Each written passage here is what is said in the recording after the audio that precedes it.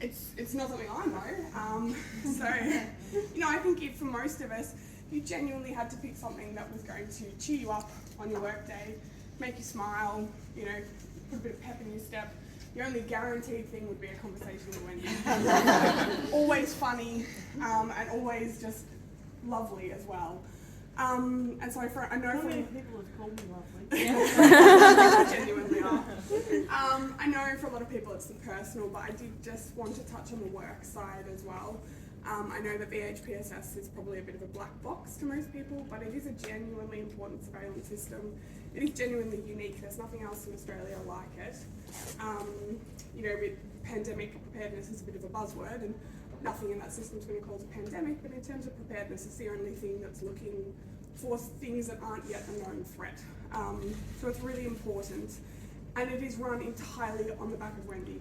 Honestly, it is a single person surveillance system, and that is pretty wild. It's been running the same way for 16 years. probably more, and that probably isn't a great reflection on me and my team and Courtney and myself, but it's an incredible reflection on Wendy, because it has kept going almost without any issues. It survived the pandemic, and there are far more resource programs that didn't survive the pandemic. It survived multiple changes in support staff. Wendy just keeps it going. And for that we are incredibly grateful. She has been threatening to retire to Courtney and I for a number of years now. And not that I didn't believe her, but I must admit that, it was working and it was just too hard to imagine how we deal with that, so we did nothing. And now I'm sort of perpetually screaming internally at just the sheer amount of work that it's going to take to replace Wendy. I just cannot accurately describe how hard that's going to be. I think VHPSS's innocuous, sort of out of the way nature plays into Wendy's self-deprecating thing. We know the I'm not a scientist routine.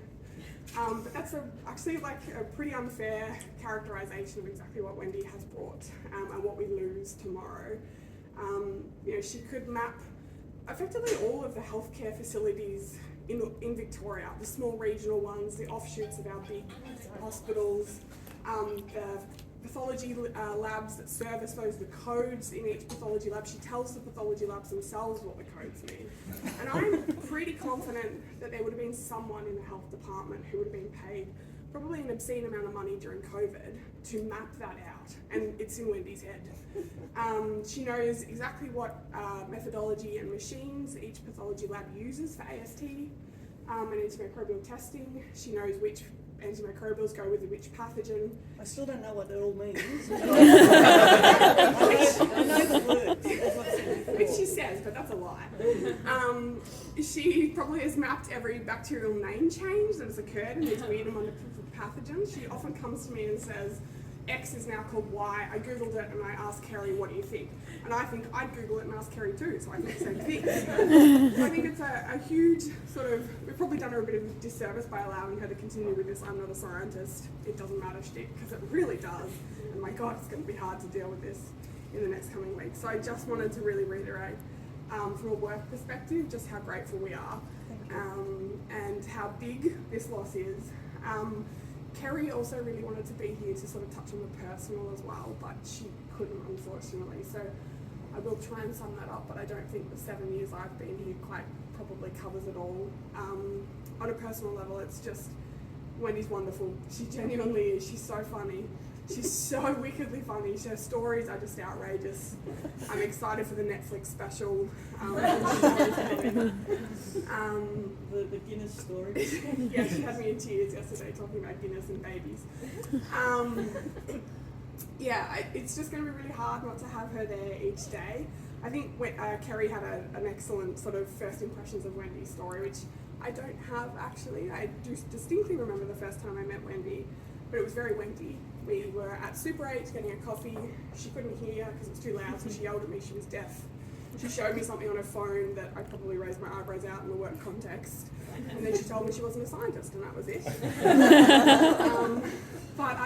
What I wish I had was a story of how Wendy became, I don't know, my music curator, my art guide. I follow so many people on social media that I often think, how do I know this person? And it's because Wendy told me to look them up.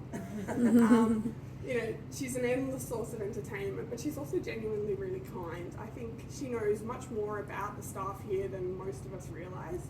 She has people's backstories, she has their interests, their life before NDU. I have discretion.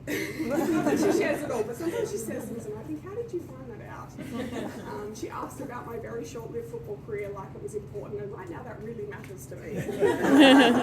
So I just wanted to say I'm eternally grateful for the last 7 years, for the friendship, but also for the work, and I know there's a huge number of people here who would feel similar. Kerry had put something together, but again, unfortunately can't be here, so I think Donna's going to read a poem that Kerry wrote for Wendy, so this is all Kerry's. Ode to Wendy. Now, as